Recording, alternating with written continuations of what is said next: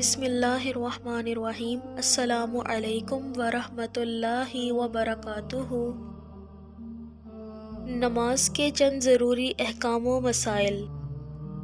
استقبال قبلہ نماز کے احکام و مسائل میں سب سے پہلے وہ چند شرائط ہیں جن کے بغیر نماز نہیں ہوتی، جیسے ایک شرط استقبال قبلہ ہے، یعنی قبلہ کی طرف رخ کرنا۔ نماز کے لیے قبلہ رو ہونا ضروری ہے، البتہ جنگل یا اندھیرے میں اگر سمت قبلہ معلوم نہ ہو تو بات اور ہے۔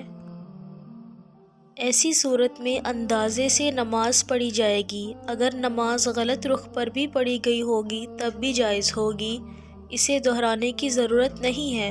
تاہم لڑائی یا سخت خوف کی حالت میں کشتی، ہوائی جہاز اور ریل میں، اسی طرح سخت مرض میں جس میں حرکت ممکن نہ ہو، استقبال قبلہ ضروری نہیں ہے، بشرطیہ کہ نماز کا وقت نکل جانے کا اندیشہ ہو۔ ستر عورت یہ دوسری شرط ہے، اور اس کا مطلب جسم کے ان حصوں کو چھپانا ہے جن کا چھپانا ضروری ہے۔ مرد کے لیے یہ حصہ ناف سے گھٹنوں تک ہے، یعنی مرد کے لیے نماز میں یہ حصہ چھپائے رکھنا نہایت ضروری ہے۔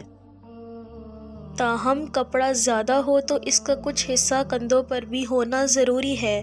مرد کا سر نماز میں ننگا رہے یا ڈھکا ہو، اس کی بابت کوئی صراحت نہیں ہے، اس لیے ننگے سر بھی نماز بالاتفاق جائز ہے، اس میں کسی کا اختلاف نہیں ہے۔ لیکن ننگے سر رہنا اور ننگے سر ہی نماز پڑھنا رسول اللہ صلی اللہ علیہ وآلہ وسلم اور صحابہ کرام رضوان اللہ علیہم اجمعین کے معمولات کے خلاف ہے، اس لیے ہر وقت ہی سر ڈھانپے رکھنا شیوہ مسلمانی ہے۔ محض نماز کے وقت سر ڈھانپ لینا اور باقی اوقات میں ننگے سر رہنا پسندیدہ طریقہ ہے، اور نہ ننگے سر نماز پڑھنے کو معمول بنا لینا ہی مستحسن امر ہے۔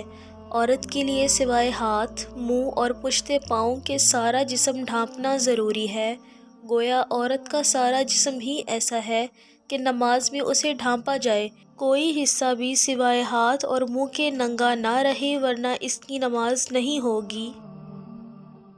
نبی پاک صلی اللہ علیہ وآلہ وسلم نے نماز میں اشتعال سمع سے بھی منع فرمایا ہے، اور اس کا مطلب چادر کا اس طرح اوڑھنا جس سے ہاتھ باہر نکالنے مشکل ہوں۔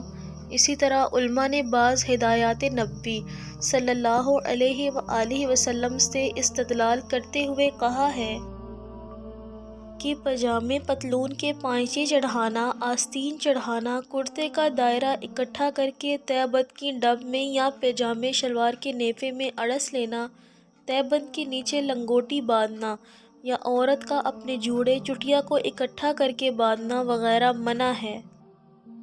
چہرے کو ڈھانپ کر یا آنکھیں بند کرکے نماز پڑھنے کی بھی ممانعت ہے۔ صدل بھی منع ہے، یعنی کندھوں یا سر پر کپڑا ڈال کر اس کو دو طرف لٹکا ہوا چھوڑ دینا، اگر اس کو گرہ لگا لی جائے تو پھر ممنوع نہیں ہوگا۔ تعدیل ارکان یہ تیسری شرط ہے، اور اس کا مطلب نماز کے ہر رکن کو سنت نبوی صلی اللہ علیہ وآلہ وسلم کے مطابق ادا کرنا ہے، کیونکہ نبی کریم صلی اللہ علیہ وآلہ وسلم کا فرمان ہے، تم نماز اس طرح پڑھو جیسے تم نے مجھے نماز پڑھتے ہوئے دیکھا ہے۔ اس لیے نماز کو من مانے طریقے یا کسی مخصوص فقہی طریقے سے نہیں پڑھنا چاہیے، بلکہ اس طرح اطمینان سے پڑھنا ہے جیسے آپ صلی اللہ علیہ وآلہ وسلم اطمینان، یکسوئی اور خشوع و خضوع سے پڑھتے تھے۔